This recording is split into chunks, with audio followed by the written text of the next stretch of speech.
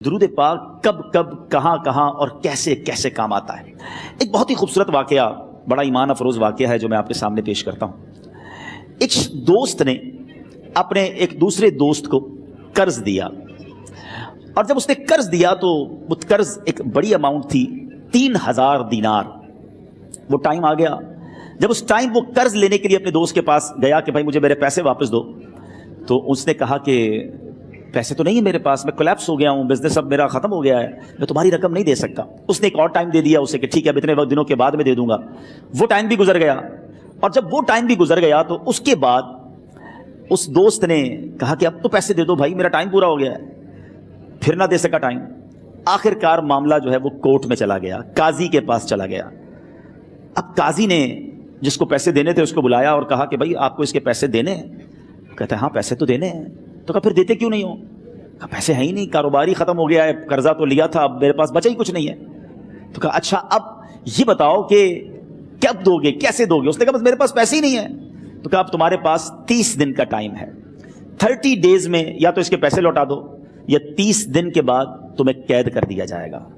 یہ شخص اب گھر آیا، پیسے تو تھے نہیں، مگر شاید علماء نے لکھا کتابوں میں، یہ واقعہ کئی بڑی بڑی کتابوں میں لکھا اور درود پاک کے فضائل کی بڑی بڑی کتابوں میں لکھا، اور اس شخص نے سوچا کہ اس نے ایک حدیث پاک پڑھی ہوئی تھی کہ جس میں نبی پاک علیہ الصلوۃ والسلام نے فرمایا ہے، جس کا مضمون ہے کہ جو شخص پریشان ہو، مصیبت زدہ ہو، اسے چاہیے کہ مجھ پر کثرت سے درود پاک پڑھے، کیونکہ درود پڑھنا مصیبتوں اور پریشانیوں کو لے جاتا ہے۔ اب اس عاشق رسول نے سوچا اور تو کچھ ہے نہیں، اب میں درود پاک پڑھنا شروع کرتا ہوں۔ صبح سے لے کر شام تک وہ درود پاک پڑھنے لگ گیا۔ 27 دن گزر گئے، only 3 days left، 3 دن باقی تھے قاضی کے پاس جانے میں۔ 27 دن گزر گئے درود پڑھتے پڑھتے۔ جب 28ویں رات آئی تو آنکھیں تو بند ہوئیں، مگر خواب میں اسے ایک آواز آئی، گھبراؤ نہیں، تمہارا قرضہ ادا کر دیا جائے گا، تمہارا مسئلہ سالو ہو جائے گا۔ صبح اٹھتا ہے، درود پاک پڑھ رہا ہے، مگر کہتا ہے یہ آواز سے تو مسئلہ حل نہیں ہوگا، پیغام کیا ہے اسے سمجھ نہ آیا۔ 28واں دن گزر گیا، 29ویں رات آ گئی، مگر اب آنکھیں بند ہوئیں اور قسمت جاگ اٹھی۔ نبی پاک صاحب لولاک صلی اللہ تعالیٰ علیہ وسلم خواب میں تشریف لائے، اور پیارے آقا صلی اللہ تعالیٰ علیہ وسلم نے فرمایا گھبراؤ نہیں، علی بن عیسیٰ وزیر کے پاس جاؤ، وہ تمہارا قرضہ ادا کر دے گا۔ اب یہ عاشق رسول صبح اٹھا تو ویری فریش، حشاش بشاش کہ اب تو کام ہو گیا، نبی پاک نے خواب میں آ کر بشارت دی ہے۔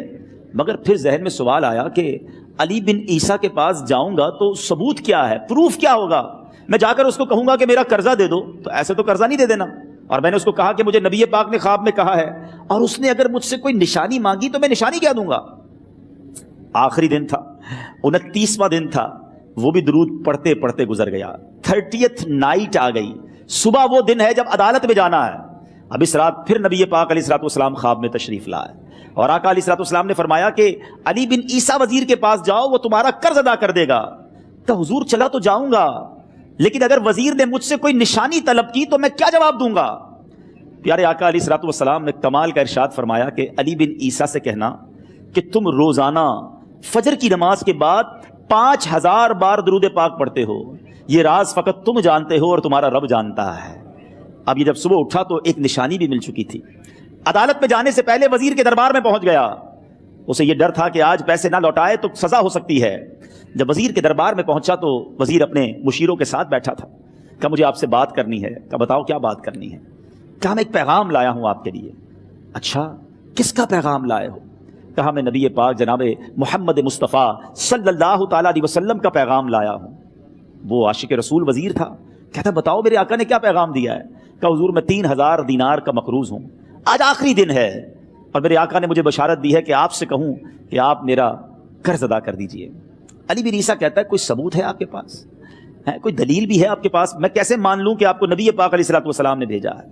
عاشق رسول کہتا ہے خالی ہاتھ نہیں آیا، میرے آقا نے مجھے دلیل بھی عطا فرمائی ہے، مجھے ایک ایویڈنس بھی دیا ہے، اور پروف یہ ہے حضور کہ آپ روزانہ صبح فجر کی نماز کے بعد نبی پاک صلی اللہ تعالیٰ علیہ وسلم کی بارگاہ میں درود و سلام کا نذرانہ پیش کرتے ہیں۔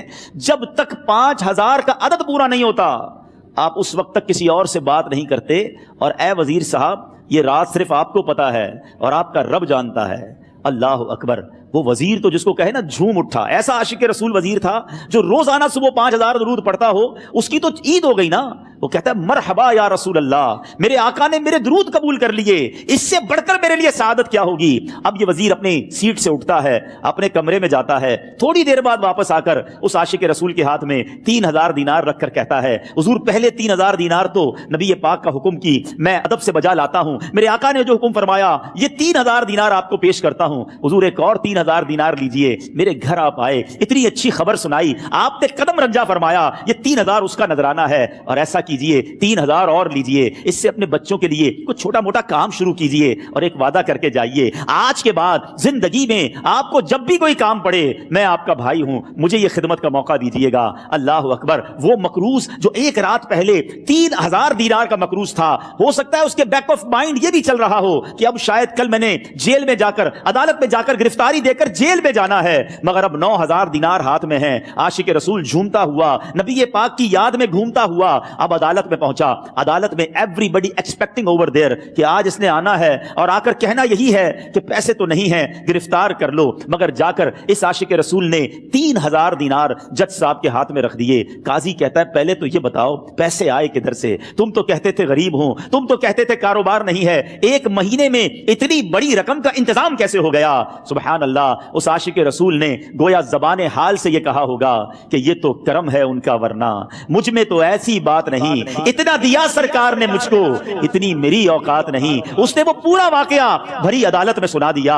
اللہ اکبر. میرے پیارے اسلامی بھائیوں ذرا سوچو پہلے زمانے میں کیسے عاشقان رسول ہوا کرتے تھے. وہ جج, وہ قاضی بھی کیسا سرکار علیہ الصلوۃ والسلام کا عاشق تھا. اپنی سیٹ سے اٹھتا ہے, بھرے دربار میں, بھری عدالت میں, وہ اپنے چیمبر میں, اپنے کمرے میں جاتا ہے, اور تھوڑی دیر بعد واپس آ کر اس کے ہاتھ میں بھی 3000 دینار ہیں, اور وہ 3000 دینار جو ہے وہ اس عاشق رسول کے ہاتھ میں رکھتا ہے کہ سارا ثواب علی بن عیسیٰ کیسے لے جائے, میں بھی تو نبی پاک کا غلام ہوں, میں تمہارا قرضہ میں ادا کرتا ہوں. اچھا, اب ایک اور عجیب سینیریو یہ بن گیا کہ جس نے کیس کیا تھا, جس نے دعویٰ کیا تھا, وہ بھی یہ سارا منظر دیکھ رہا تھا. کہتا ہے جج صاحب ذرا رکیے, میں بھی اپنے آقا کا امتی ہوں, اور ایک کام کیجئے قلم کاغذ منگوائیے, اس عاشق رسول کا قرضہ ہی میں معاف کر دیتا ہوں. اچھا, اب عاشق رسول نے وہ واپس 3000 دینار جو جج صاحب نے دیے تھے وہ واپس جج صاحب کو دیے کہ حضور یہ پیسے آپ ہی رکھ لیں, قرضہ ہی معاف ہو گیا, اب آپ کے پیسے کا میں نے کیا کرنا ہے.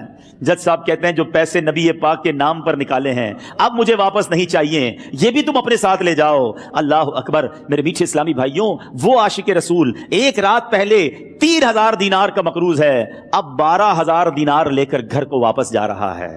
اس ایک واقعے کے اندر جو ہم سب کے لیے درس ہے, جو ہم سب کے لیے پیغام ہے.